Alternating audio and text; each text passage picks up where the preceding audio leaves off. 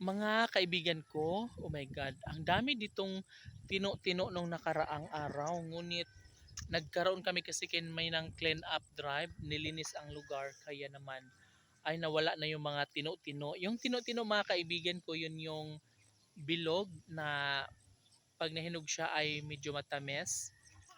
So hindi ko siya, meron doon pala sa may ano mga kaibigan ko, doon sa may pabahay, no?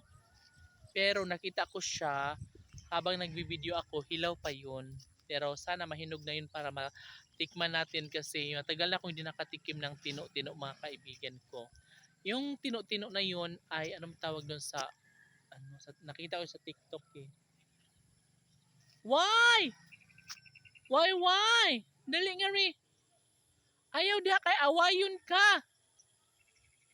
Narira. Yung alaga kong aso mga kaibigan ko ay nandoon sa may bukana. Tas may ibang mga aso doon baka awayin siya. Kaya pero hindi parang friends sila pala. Kaya pala lumapit siya doon kasi parang magkakilala na sila mga kaibigan ko, no?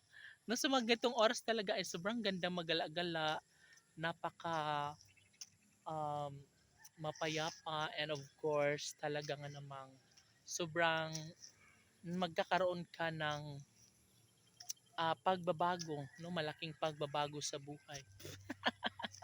Magiging happy, magiging open-minded ka, magiging maganda ang mga desisyon mo sa buhay, di ba? So, why? Unsa man na dong? Dali nga ri. So, punta ta din sa may pinakabukana mga kaibigan ko para at least makita niyo, ay may dumadaang multi-cab, ayun. Doon yung yan yung pinaka highway, no? Highway. Nandoon yung nakasemento na yung kalsada, pero yung papasok dito sa amin mga kaibigan ko ay naka ano pa lang, wala pang semento. Kibale, why dali? Kibale, ano pa lang siya. Why dali? Ayan, lupa pa lang siya, pero hindi naman siya ganun kagaspang. Hindi pa siya ganun ka rough road, no? So ito yung area namin dito mga kaibigan ko, sobrang ganda. And yes, ang pag-develop na lang ang kulang, sana nga mapansin ito ni Mayor, sana mas gaganda pa at magkaroon pa na magandang pagbabago ang relocation area namin. So ayun mga kaibigan ko, yung highway, ayan, sementado na siya. Ito yung papuntang dito bandas bayan. Ito naman banda kaibigan ko yung papunta dito is yung doon yung ano namin, yung barangay dati na naglandslide. So nilipat na kasi kami ngayon.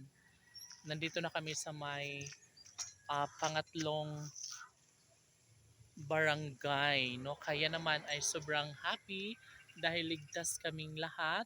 Although marami din ang nawawala mga kaibigan ko, nasa 150 katao ang nawawala na mga kapitbahay ko nung nangyari ang landslide. Kaya yes, ito na mga kaibigan ko, oh. Highway.